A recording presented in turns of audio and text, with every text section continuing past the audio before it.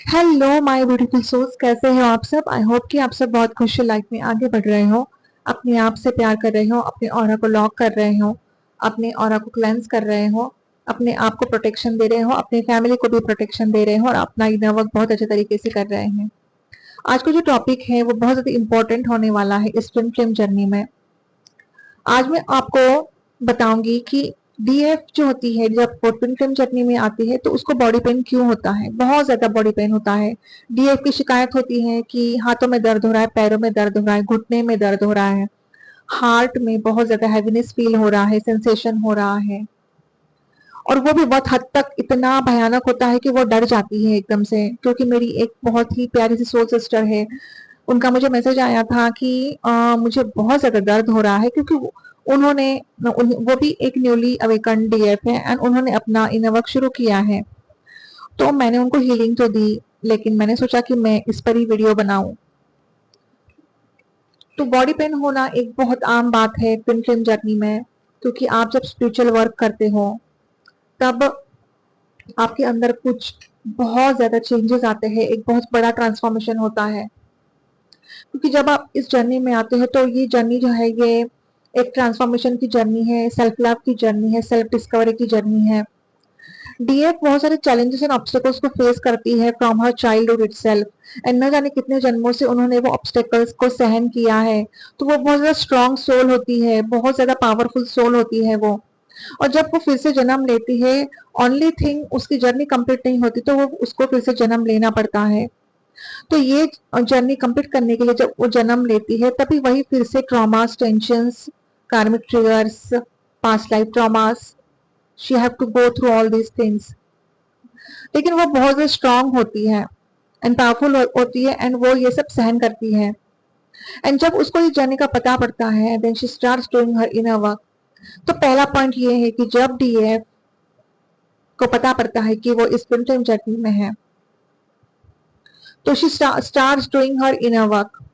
जब वो अपने इनर वर्क करती है, अपने एनर्जी को रेस करती है, उसकी कुंडलिनी शक्ति तो ऑलरेडी एक्टिवेटेड होती ही है। तो उसके हाथों में दर्द होता है, पैरों में बहुत दर्द होता है, घुटने में दर्द होता है, हार्ट में बहुत ज्यादा पेन होता है, बहुत ही हैवीनेस होता है हार्ट में। और वो बैक पेन होता है, कमर में बहुत दर्द होता है। तो वो बहुत ज्यादा कंफ्यूजन में होती है कि ऐसा क्यों हो रहा है, मुझे तो कुछ समझ में नहीं आ रहा है। अगर वो किसी के गाइडेंस से इनर वर्क कर रही है देन इट्स ओके, लेकिन वो किसी खुद से इनर वर्क कर रही है तो वो शी गेट्स कंफ्यूज कि ये सब ऐसा क्यों हो रहा है। देन शी फील्स की मेंटोर से बात करे, तो वो करती भी है मेंटोर से बात। तो वो उसको पता पड़ता है कि इसका ये कारण है कि वो अब अपना इनर वर्क कर रही है और उसका असर हो रहा है, और बहुत अच्छे तरीके से उसका असर हो रहा है। इसीलिए हाथ पैरों में दर्द हो रहा है, घुटने में दर्द हो रहा है, जो पैरों के तलवे है उसमें भी दर्द हो रहा है। She is not able to walk properly. बहुत दर्द होता है, मतलब इतना दर्द होता है कि वो सहन नहीं कर पाती वो दर्द।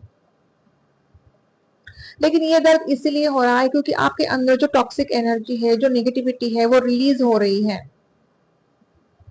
आपके अंदर जितने भी ट्रॉमास है, जितने भी डार्कनेस है, जितने भी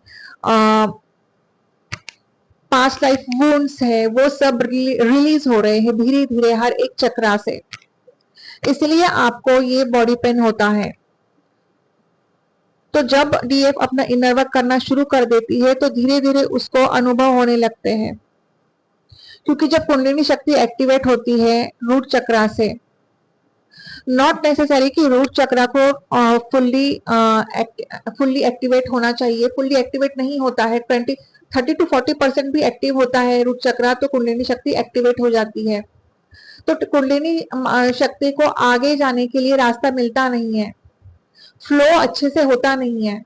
देन डीएफ को दर्द होने लगता है, हाथों में, पैरों में, घुटने में दर्द होता है, बैक पेन होता है। किसी किसी को तो बहुत ज्यादा चिड़चिड़ापन होता है, क्योंकि ये एक फिजिकल एंड मेंटल प्रॉब्लम होती है जब कुंडलिनी शक्ति एक्टिवेट होती है, इसीलिए डीएफ को बहुत ज्यादा पेन होता है। सेकेंड पॉइंट है एनर्जी ट्रांसफॉर्मेशन। जब आप बबल फेस में होते हो, आप डीएम एंड डीएफ एक दूसरे से एनर्जी एक्सचेंज करते हैं, तब भी डीएफ को बहुत दर्द होता है, बॉडी पेन होता है। डीएम को भी बहुत ज्यादा दर्द होता है, लेकिन डीएफ को बहुत ज्यादा दर्द होता है, क्योंकि डीएम जो होते हैं वो टॉक्सिसिटी से बिलोंग करते हैं, टॉक्सिक होते हैं वो बहुत ज्यादा, बहुत उनके आसपास बहुत सारी नेगेटिव एनर्जी होती है। एंड जब डीएम डीएफ अपनी एनर्जी को एक्सचेंज करते हैं तो डीएफ को बहुत पेन होता है, बॉडी पेन होने लगता है डीएफ को। डीएम को भी होता है बॉडी पेन, लेकिन डीएफ को बहुत ज्यादा बॉडी पेन होता है। डीएफ जब एनर्जी रिसीव करती है प्रकृति से, क्योंकि वो प्रकृति से जुड़ी हुई है, नेचर से जुड़ी हुई है, मदर अर्थ से जुड़ी हुई है वो, तो जब वो वहां से भी एनर्जी रिसीव करती है तब डीएफ को बहुत दर्द होने लगता है। और ये एक कॉमन है, जब एनर्जी ट्रांसफॉर्मेशन होता है डीएफ एंड डीएम में, तो डीएफ को बॉडी पेन बहुत होता है। थर्ड पॉइंट है जब वो मदर अर्थ को सर्व करती है।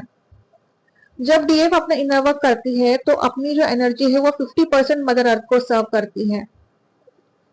मदर अर्थ हमारी जो भूमि है, हमारी जो माँ है, वो बहुत कुछ सहन करती है।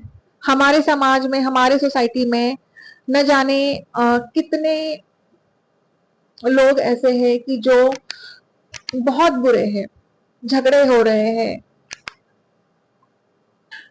अभी इंडिया और पाकिस्तान में लड़ाई हो रही थी, वार हो रहे थे, न जाने कितने लोग मर गए, न जाने कितने लोग अपने ही जो जवान है वो शहीद हो गए। तो मदर अर्थ को बहुत तकलीफ होती है उससे, बहुत ही दर्द होता है उससे। हमारे समाज में पोल्यूशन हो रहा है, जैसे वाटर पोल्यूशन है, एयर पोल्यूशन है, फूड पोल्यूशन है, तो मदर अर्थ को कितनी तकलीफ होती है।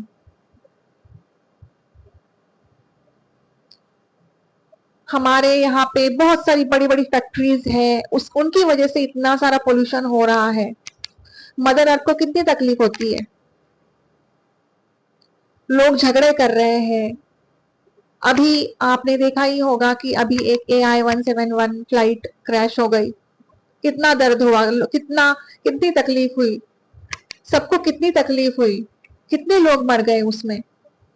तो मदर अर्थ कितना सहन कर रही है ये सब कुछ। तो डीएफ मदर अर्थ से जुड़ी हुई है, उस नेचर से जुड़ी हुई है। जब डीएफ अपना इनर वर्क करती है तो 50% मदर अर्थ को सर्व करती है। एंड जब समाज में ये सब कुछ हो रहा है, समाज में कुछ भी अच्छा नहीं हो रहा है, तो डीएफ जो होती है उसको भी अच्छा नहीं लगता, उसको बेचैनी होती है बहुत ज्यादा, क्योंकि वो मदर अर्थ से जुड़ी हुई है, वो इनर वर्क कर रही है, वो अपना 50% एनर्जी है वो मदर अर्थ को सर्व कर रही है। तो जब कुछ होने वाला होता है तो इंट्यूटिवली डीएफ को फील होता है कि कुछ होने वाला है, वो बहुत बेचैन हो जाती है, वो बहुत स्ट्रेस एंजाइटी से गुजरती है, वो उसको कुछ भी अच्छा नहीं लगता, ना मेडिटेशन में उसका मन लगता है, बहुत काफी दर्द होता है उसको, बहुत दर्द होता है उसको। और जब उसको पता पड़ता है कि ये हुआ है तो बहुत बहुत तकलीफ होती है उसको। तो डीएफ को पहले से ही आभास हो जाता है कि होने वाला क्या है, या फिर उसको ना अच्छा नहीं लगता, उसको ठीक फील नहीं होता है। क्योंकि मेरे ये खुद के अनुभव है, मुझे भी हमेशा ये फील होता है जब कुछ भी हमारे समाज में बुरा होने वाला होता है तो मुझे बहुत स्ट्रेस एंजाइटी होती है, मुझे कुछ भी अच्छा नहीं लगता।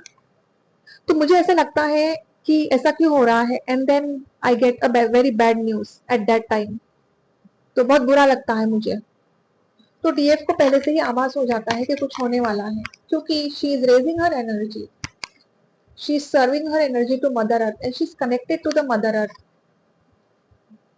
प्राकृतिक रूप से वो नेचर से कनेक्टेड है, और मदर अर्थ को मालूम है, मदर अर्थ यूनिवर्स ने उसको चुना है as a healer, as a mediator, as a channelling उसको चुना है, इसीलिए डीएफ हीलर बनती है, हीलिंग देती है। नेक्स्ट पॉइंट है चक्रा क्लेंजिंग। जब डीएफ अपनी एनर्जी रेज करती है, हर एक चक्रास में वुंड्स होते हैं, ट्रॉमास होते हैं, पास्ट लाइफ ट्रॉमास होते हैं, डार्कनेस होते हैं, बहुत सारी गंदगी होती है। तो जब कुंडलिनी शक्ति रेज होती है, हर एक चक्रा से गुजरती है, जिस चक्रा में बहुत सारे ब्लॉकेजेस होते हैं वहां पे वो काम करती है। हमारे अंदर बहुत सारी नेगेटिविटी होती है, पास्ट लाइफ ट्रॉमास होते हैं, वुंड्स होते हैं, डार्कनेस होते हैं। और जब कुंडलिनी माँ जागरूक होती है एंड वो फ्लो करती है और हर एक चक्रा से गुजरती है, जिस चक्रा में बहुत ज्यादा ब्लॉकेजेस है उस चक्रा में वो वर्क करती है। तो एक डीएफ को बहुत तकलीफ होती है, उससे दर्द होता है, स्टमक पेन, स्टमक प्रॉब्लम शुरू होते हैं अगर सैक्रल चक्रा में कुछ प्रॉब्लम हो रही है उसको। तो हार्ट चक्रा अगर बहुत बुरी हद तक डीएक्टिवेटेड है, जब हार्ट चक्र तक कुंडलिनी शक्ति जाती है तो हार्ट चक्रा में एक हैवीनेस फील होता है, हार्ट चक्रा में दर्द होता है बहुत ज्यादा। तो डीएफ बहुत परेशान हो जाती है उससे, बहुत ही तकलीफ होती है उसको कुछ समझ में नहीं आता कि ये सब चल क्या रहा है। जब कुंडलिनी शक्ति थ्रोट चक्रा से गुजरती है तो थ्रोट चक्रा में इतने ब्लॉकेजेस होते हैं, इतने ब्लॉकेजेस होते हैं, न जाने पास्ट लाइफ के ब्लॉकेजेस होते हैं थ्रोट चक्रा में। तो होता क्या है, बहुत सारा लाइक गला खराब होना, सर्दी होना, खांसी होना, बहुत हद तक खांसी होती है, इतनी खांसी होती है, इतना गला खराब होता है कि बार बार डॉक्टर के पास भी जाओ तो भी गला ठीक नहीं हो रहा है। तो ये एक कारण है कि कुंडलिनी शक्ति जो है अपना काम कर रही है, माँ जो है अपना काम कर रही है, थ्रोट चक्रा में जितने भी ब्लॉकेजेस है वो दूर कर रही है। फॉर एग्जाम्पल अगर मैं मेरी बात कहूँ तो अभी मेरा जो थ्रोट है इतना ब्लॉक हो गया था कि मुझे कुछ समझ में नहीं आ रहा था। मैं पहली बार ऐसा मेरे साथ हुआ है कि मैं 3-4 बार डॉक्टर के पास हो आई, लेकिन कुछ हो ही नहीं रहा था। तो हर एक डीएफ के साथ यही होता है, and she have to go through all these things. तो जब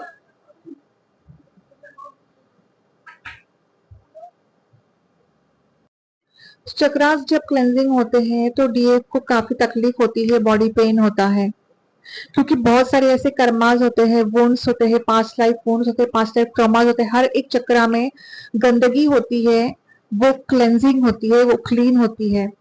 तो डीएफ की भी कर्मास क्लेंस होते हैं, उसके साथ साथ डीएम के भी कर्मास को क्लेंस करता है, क्योंकि डीएम एंड डीएफ कि दोनों के जो चक्रास होते हैं वो सेम होते हैं। तो जैसे जैसे डीएफ अपने ऊपर काम करती जाती है, वैसे वैसे चक्रास क्लेंस होते जाते हैं और डीएम के भी चक्रास को मतलब क्लेंस होते जाते हैं और डीएम के भी कर्मास हील होते जाते हैं।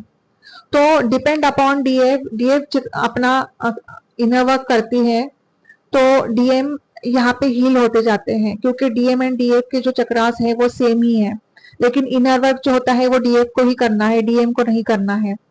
हर कोई ये सवाल पूछता है कि डीएफ को ही क्यों करना है इनर वर्क एंड डीएम को क्यों नहीं करना है इनर वर्क, क्योंकि डीएम बहुत ज्यादा लॉजिकल होते हैं, बहुत ज्यादा प्रैक्टिकल होते हैं, 3D से ऑपरेट करते हैं, वो बहुत ज्यादा इगोइस्टिक होते हैं, और डीएफ बहुत ज्यादा स्पिरिचुअल होती है, डीएफ एनर्जी बहुत ज्यादा स्पिरिचुअल होती है, इसीलिए वो अवेकन हो जाती है और उसको इस जर्नी का पता पड़ता है and then she starts doing her inner work.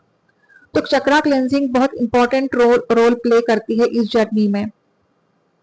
7 chakras तो आपको करने ही है इनर वर्क में, क्योंकि 7 चक्रास से ही आपके जो वुंड्स है, ट्रॉमास है, एंसेस्टर ट्रॉमास है, वो सब कुछ हील हो जाता है।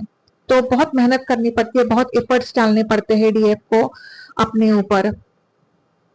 तो यहाँ पे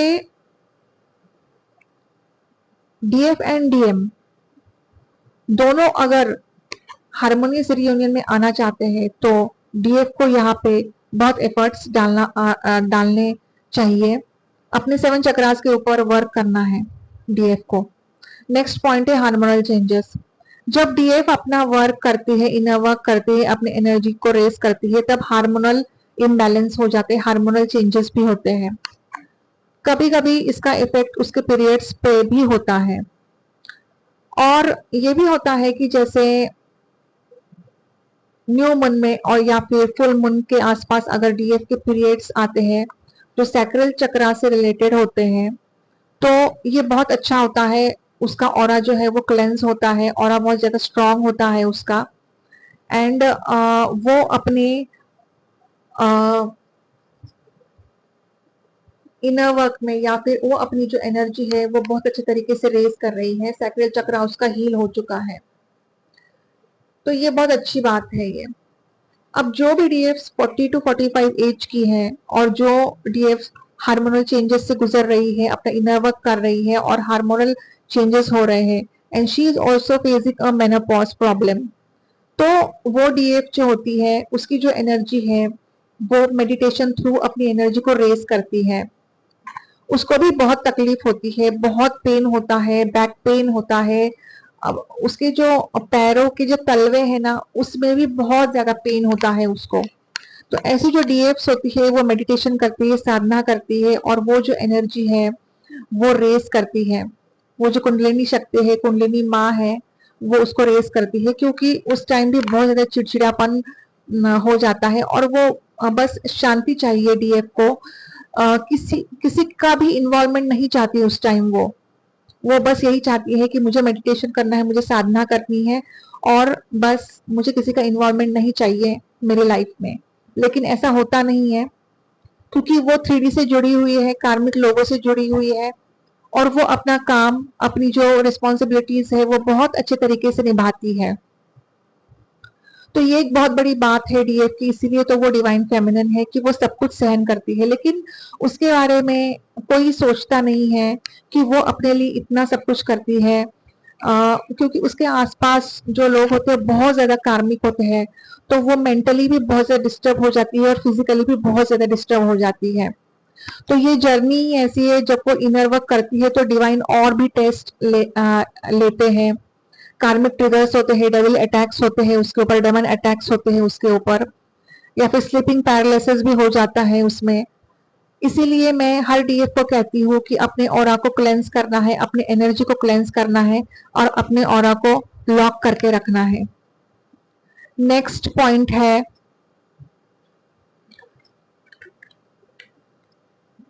सोल एंड बॉडी इम्बैलेंस। जब डीएफ अपना इनर वर्क करती है और अपनी एनर्जी को रेस करती है, अपनी एनर्जी को थर्ड आई तक ले जाती है, and then she starts meditating through her third eye, तो उसकी जो एस्ट्रल बॉडी है वो बाहर निकलती है और एस्ट्रल ट्रैवल करती है। ऐसा बहुत बार होता है, हमेशा होता है। डीएफ कभी भी ध्यान में बैठती है, साधना में बैठती है और वो एस्ट्रल ट्रैवल करने जाती है, या फिर वो जब अपना ध्यान थर्ड आई पे लगाती है तो उसका जो शरीर है, सूक्ष्म शरीर जो है वो बाहर निकल जाता है एंड अच्छे अच्छे अनुभव करता है वो। तो सोल एंड बॉडी में इम्बैलेंस हो जाता है, उससे भी डीएफ को बहुत ज्यादा बॉडी पेन होता है, बहुत तकलीफ होती है डीएफ को उससे।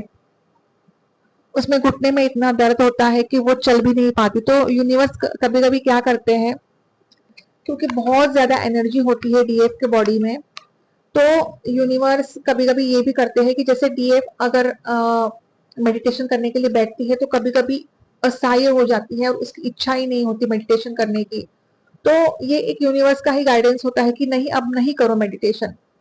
तो फटाक से डीएफ उठ ही जाती है, क्योंकि ये एक मेरी सोल सिस्टर है, उसका भी खुद का अनुभव है कि मैं मेडिटेशन में बैठती हूँ लेकिन मेरी इच्छा नहीं हो रही थी तो मैं एकदम से उठ गई। तो मैंने उसको बोला कि उठो, मत करो मेडिटेशन, नहीं है मन करने का मत करो मेडिटेशन, ये यूनिवर्स का आदेश है और ये यूनिवर्स का ही गाइडेंस है। ये हर किसी के साथ होता है, ये मेरे साथ भी हुआ है बहुत बार। तो ये सब यूनिवर्स का ही प्लान होता है, ये सब डिवाइन का ही प्लान होता है, ठीक है। तो इसमें आपको घबराने की कोई बात नहीं, क्योंकि आप दैवी शक्ति और यूनिवर्स के गाइडेंस में हो अब, क्योंकि आपकी एनर्जी आप रेस कर रहे हो। अब आपके आसपास कोई भी नेगेटिविटी नहीं है, आपका ऑरा जो है वो भी बहुत ज्यादा स्ट्रांग हो रहा है, स्ट्रांग हो चुका है। तो आपको डरने की जरूरत नहीं है। यूनिवर्स की इच्छा नहीं होती तब आप नहीं करते हो मेडिटेशन, तो ये बहुत अच्छी बात है। नेक्स्ट पॉइंट है डीएनए एक्टिवेशन। जब डीएफ अपनी एनर्जी को रेस करती है, अपने ऑरा को स्ट्रांग बनाती है और उसको बहुत अच्छे अच्छे अनुभव होने लगते हैं, उसको स्पिरिचुअल गिफ्ट्स मिलने लगते हैं, उसको डाउनलोड्स होने लगते हैं, उसका थर्ड आई एक्टिवेट होने लगता है और उसको देवी देवताओं के भी दर्शन होने लगते हैं थर्ड आई थ्रू, और बहुत उसको उसको पास्ट लाइफ भी दिखता है थर्ड आई थ्रू। और डीएफ इतना लीन हो जाती है मेडिटेशन में, साधना में, तो उसको ऐसा लगता है कि नहीं, बस अब यही अपनी दुनिया है, 5D ही अपनी दुनिया है। वो ये भी अनुभव करती है कि उसके जो डीएम है उसके आसपास है, उसके डीएम उसको देख रहे हैं, या फिर एक एस्ट्रल सोल टच होता है वो भी उसको महसूस होता है उस टाइम। तो जब वो अपना इनर वर्क करती है, मेडिटेशन करती है, साधना करती है, तब उसके जो अंदर जितनी भी गंदगी है, जितनी भी पास्ट लाइफ ट्रॉमास है, जितनी भी डार्कनेस है, जितने भी कार्मिक पास्ट लाइफ कर्मास है, वो सब धीरे धीरे रिलीज हो जाते हैं। वो जो निगेटिविटी है वो सब रिलीज हो जाती है। एंड देन उसके जो भीतर हर एक सेल का डीएनए एक्टिवेशन होता है, मतलब एक स्पिरिचुअल डीएनए में बन जाता है। अब आप कहोगे कि ये एक साइंटिफिक है, तो ये साइंटिफिक नहीं है। उसके अंदर जो है वो एक स्पिरिचुअल एक्टिवेशन होता है, उसके भीतर भीतर जो है सब गंदगी हट जाती है, एंड हर एक सेल में एक स्पिरिचुअल एक्टिवेशन होता है, उसको कहते हैं डीएनए एक्टिवेशन। तो ये एकदम से तो होता नहीं है, या फिर 4 दिन में, 5 दिन में, या फिर 3 महीने में, 4 महीने में नहीं होता। 1 साल लग सकता है, 2 साल लग सकते हैं, 3 साल भी लग सकते हैं इसके लिए। तो इसीलिए मैं हर डीएफ को कहती हूँ कि अपने ऊपर एफर्ट्स डालो, अपने ऊपर काम करो। 7 चक्रास आपको करने ही है, क्योंकि कोई कोई डीएफ इतना स्टक है, वो बस यही देखती रहती है कि मेरे डीएम कब आएंगे, मेरे डीएम मुझसे बात नहीं करते, मेरे डीएम ने मुझे ब्लॉक कर दिया है।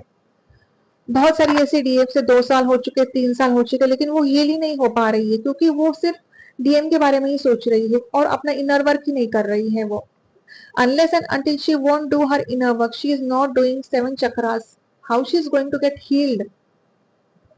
तो हील होने के लिए उसको इनर वर्क करना बहुत ज्यादा जरूरी है। तो इसीलिए मैं हर डीएफ को हर वीडियो में कहती हूँ कि इनर वर्क करो, मेडिटेशन करो, साधना करो, ध्यान करो, नाम जाप करो। नेक्स्ट पॉइंट है चक सोल एक्सपेंशन। जब आप अपने जर्नी में आगे बढ़ते हो, next level, I mean 3D से 4D, 4D से 5D में जाते हो, तब आपकी जो सोल है वो असेंड हो जाती है, like mind, body and soul वो अलाइन हो जाती है, और आप एक असेंडेड सोल बन जाते हो, आप एक असेंडेड मास्टर बन जाते हो। तो उस टाइम आपको बहुत सारी स्पिरिचुअल गिफ्ट्स यूनिवर्स देते हैं, आपको डाउनलोड्स होने लगते हैं। पहले ही मैंने बोला था कि आपको बहुत सारे डाउनलोड्स होते हैं थर्ड आई थ्रू, आपको सब कुछ लाइक दिखने लगता है, आपको एक रोशनी आती है, भले ही आप अंधेरे में बैठे हो साधना में, लेकिन थर्ड आई से जब आप कनेक्टेड होते हो तो आपको एक रोशनी दिखती है, ब्राइटनेस दिखती है बहुत सारी, और पास्ट लाइफ भी दिखने लगता है आपको। तो ये कुछ स्पिरिचुअल गिफ्ट्स होते हैं जो यूनिवर्स देते हैं। आत्मबोध, आत्मज्ञान, सेल्फ रियलाइजेशन यूनिवर्स दे देते हैं। सेल्फ लव, अनकंडीशनल लव आप करने लगते हो। ईगो डेथ होता है आपका, एंड आप धीरे धीरे अलाइन होते जाते हो, एंड आप एक डायमेंशन में प्रवेश करते हो, जैसे थर्ड के बाद फोर्थ, फोर्थ के बाद फिफ्थ, फिफ्थ के बाद सिक्स, सिक्स के बाद सेवेंथ डायमेंशन। तो ऐसे डायमेंशन में आप शिफ्टिंग होती है, आपकी साइकिल शिफ्ट होती रहती है। लेकिन इस जर्नी में जब आप लेसन सीखते हो, सेल्फ रियलाइजेशन होता है आपकी खुद की क्या गलती है, क्योंकि डीएफ लेसन लर्न करती ही रहती है लाइफ टाइम में। हर एक लाइफ जैसे जैसे वो अपने इनर वर्क करती रहती है, उसमें लेसन्स वो सीखती है, सेल्फ रियलाइजेशन होता है और उसके डिवाइन टेस्ट भी होते हैं उसमें। तो उसमें भी जब यूनिवर्स से वो जुड़ती है, उसमें भी उसको बहुत ज्यादा बॉडी पेन होता है, बहुत तकलीफ होती है उसको। वो समझ ही नहीं पाती कि अभी तक ये तकलीफ मुझे क्यों हो रही है। मैं तो अपना मेडिटेशन अच्छे से कर रही हूँ, मैं अपनी एनर्जी को रेस कर रही हूँ, मुझे अच्छे अच्छे अनुभव हो रहे हैं, मुझे स्पिरिचुअल गिफ्ट्स भी मिल रहे हैं, मैं हीलिंग दे रही हूँ, मैं अपने खुद का सब कुछ कर रही हूँ, फिर भी मुझे मुझे बॉडी पेन क्यों हो रहा है। तो डियर, ये बॉडी पेन धीरे धीरे कम होगा। अब मैं आपको ना बताऊंगी कि इसका सॉल्यूशन क्या है। तो इसका सॉल्यूशन यही है कि आपको इनर वर्क बहुत कंसिस्टेंसी से करना है, रोज करना है आपको इनर वर्क। एक आध दिन होता है, 3 दिन नहीं कर सकते हो आप, 4 दिन नहीं कर सकते हो आप, इट्स ओके, कोई बात नहीं है, लेकिन आपको इनर वर्क करना ही है। क्योंकि आप जब इनर वर्क रोक देते हो और आपकी एनर्जी रेज हो रही है, आपकी सोल मर्जिंग कंप्लीट हो चुकी है, लेकिन जब आप इनर वर्क बीच में रोक देते हो ना, 4 दिन 5 दिन आप करते नहीं हो, तो आप देख सकते हो खुद आईने में अपना चेहरा, खुद का चेहरा देखो, फिर से डल होने लगता है आपका चेहरा। और जब आप इनर वर्क करते हो, मेडिटेशन करते हो, जब तब आप देखो कि आपका चेहरा कितना खिलता है। ये मेरा खुद का अनुभव है। जब मैं इनर वर्क नहीं करती हूँ 4-5 दिन, 4 दिन तो कुछ नहीं होगा, 6-7-8 दिन अगर नहीं करूंगी, कुछ प्रॉब्लम हो रही है मुझे, तो मेरा चेहरा एकदम से डल होने लगता है।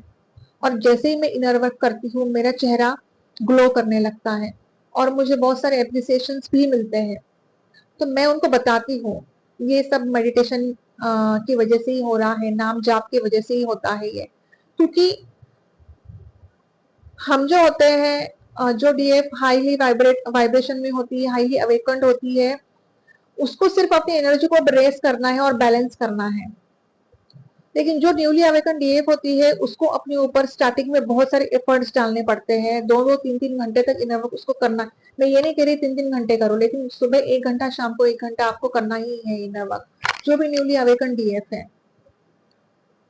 ठीक है, तो हर डीएफ को इनर वर्क करना है, अपनी एनर्जी को रेस करना है। चक्रा बैलेंसिंग मेडिटेशन आप कर सकते हो, अपने ऑरा को क्लेंस कर सकते हो, आप ऑरा क्लेंजिंग करनी है आपको।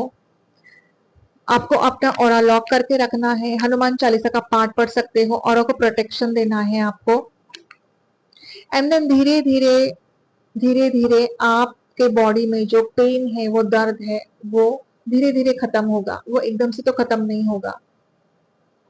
क्योंकि आपके अंदर बहुत सारे पास्ट लाइफ ट्रॉमास है, एंजाइटी है, स्ट्रेस, डिप्रेशन, और आप मदर अर्थ को सर्व कर रहे हो, तो आपको उस टाइम भी बहुत सारे बेचैनी होती है। बहुत सारी डीएफ्स कहती है कि मुझे कुछ भी अच्छा नहीं लग रहा है, मुझे बहुत सारी बेचैनी हो रही है।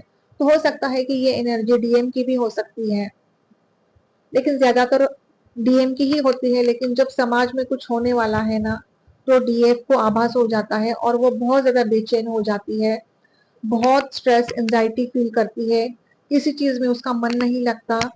एंड देन उसको फिर बाद में समझ में आता है कि मुझे ऐसा क्यों हो रहा है, अगर वो अवेयरनेस में है तो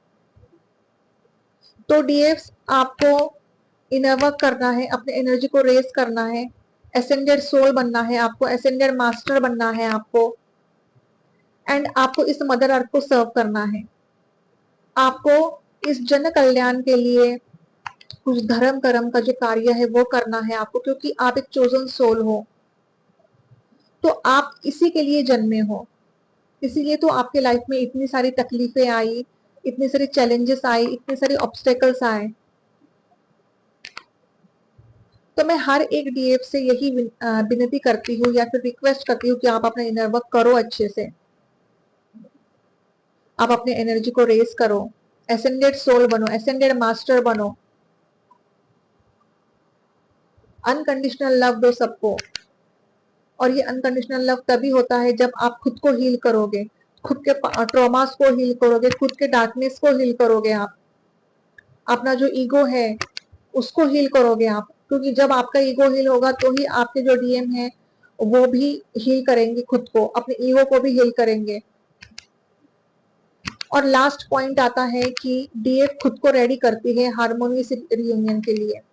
जब डीएफ खुद को रेडी करती है, खुद फुल्ली अलाइन होती है, खुद अपनी हीलिंग पूरी कंप्लीट करती है, past life healing, past life traumas, darkness, Karma healing जो होती है, चाइल्डहुड हीलिंग जो होती है, एंसेस्टर हीलिंग होती है, फुल कंप्लीट करती है, उसके लाइफ में सब कुछ अच्छा होने लगता है, फाइनेंशियल प्रॉब्लम्स उसकी जो होती है वो खत्म होने लगती है, अपने ऊपर फोकस करती है, वो अपना सोल पर्पस स्टार्ट कर देती है, सोल मिशन स्टार्ट कर देती है, लोगों की दुआएं लेती है, वो लोगों की हेल्प करती है, वो धीरे धीरे यूनिवर्स भी उसकी हेल्प करता है और उसके जो जितने भी फिर बचे हुए कर्मास है वो अपने आप कट हो जाते हैं।